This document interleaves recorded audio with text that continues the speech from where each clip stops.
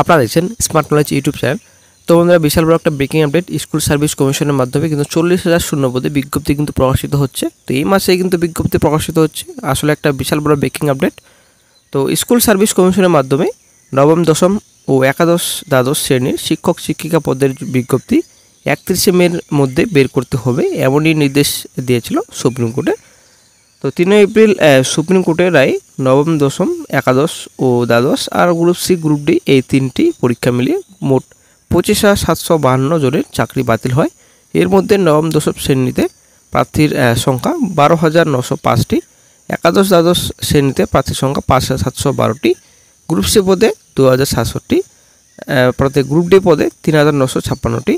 School service commission নবম থেকে দ্বাদশ শ্রেণী আর গ্রুপ সি ও গ্রুপ ডি পদের নিয়োগ বিধিতে একাধিক বদল আনতে চলেছে। এবার থেকে ওএমআর সিটের কার্বন কপি পরীক্ষার্থীরা বাড়িতে নিয়ে আসতে পারবেন। ওএমআর সংরক্ষণের সময়সীমা 10 বছর পর্যন্ত বাড়ানো হতে পারে। পরীক্ষা পদ্ধতি স্বচ্ছতা আনতে ফল প্রকাশের আগে মডেল উত্তরপত্র প্রকাশ করা হবে। 2016 সালে পরীক্ষা পদ্ধতি মেনে পরীক্ষা নেওয়ার সিদ্ধান্ত নেওয়া হয়েছে। স্কুল শিক্ষা দপ্তর সূত্রে জানানো হয়, নিয়োগ বিধি নিয়ে একটি খসড়া তৈরি হয়েছে। নবান্ন থেকে চূড়ান্ত অনুমোদন এলেই বিজ্ঞপ্তি বের করা হবে।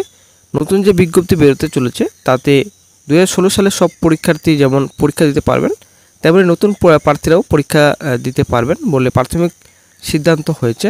সেক্ষেত্রে মোট শূন্যপদ প্রায় 40,000-এর কাছাকাছি হবে। এর মধ্যে নতুন শূন্যপদ প্রায় 18,000-এর কাছাকাছি। তবে নবান্ন থেকে এ ব্যাপারে চূড়ান্ত অনুমোদন দেওয়া হবে। স্কুল শিক্ষা দপ্তরের কাছে অনুমোদন এলে গেজেট নোটিফিকেশন হবে। তারপর স্কুল সার্ভিস কমিশন তার ভিত্তিতে নতুন বিজ্ঞপ্তি বের করবে।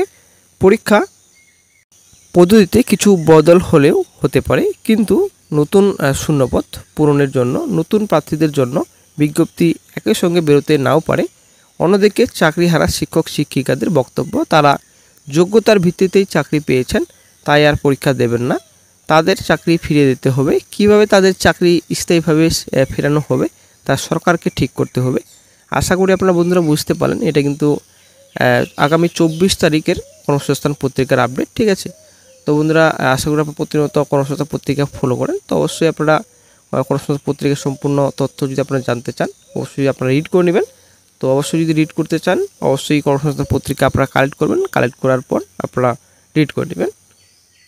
এই যে বন্ধুরা, স্কুল সার্ভিস কমিশনের মধ্যে 40,000 শূন্যপদে বিজ্ঞপ্তি বেরোবে। তো এটা কিন্তু সুপ্রিম কোর্টের অর্ডার, আশা করি আপনারা সকলেই জানেন।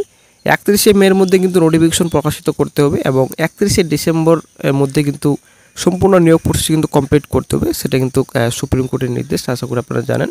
যদিও রাজ্য সরকার কিছু কিছু কিন্তু এখনও আইন কিন্তু মানেনি।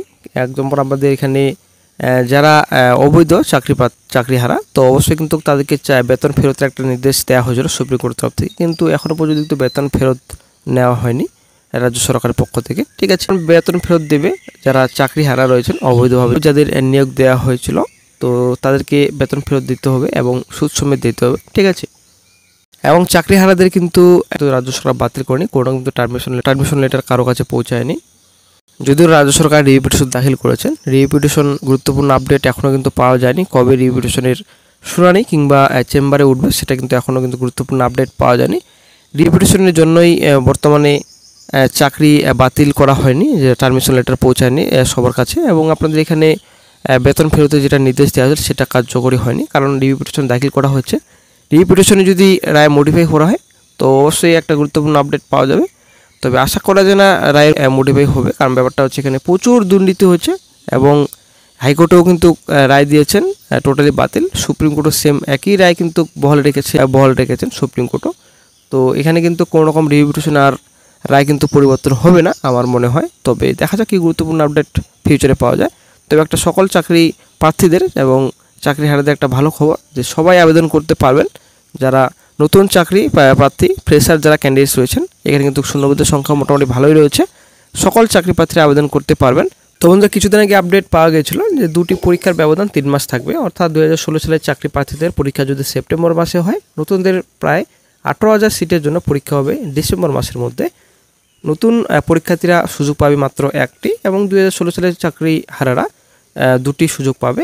নতুনদের জন্য এক্সাম নেওয়ার বিষয়টি শিক্ষামন্ত্রী এ বিষয়ে কিন্তু নতুন একটা উদ্যোগ নিয়েছেন। তবে দেখা যাক নেক্সট এগুলো কী গুরুত্বপূর্ণ আপডেট পাওয়া যায়। যখনই গুরুত্বপূর্ণ আপডেট পাওয়া যায় সঙ্গে সঙ্গে চ্যানেল আপডেট দিয়ে দেওয়া হবে। তো বন্ধুরা আজকে এই পর্যন্তই, যখনই নতুন আপডেট পাওয়া যায় সঙ্গে সঙ্গে চ্যানেল আপডেট দিয়ে দেওয়া হবে।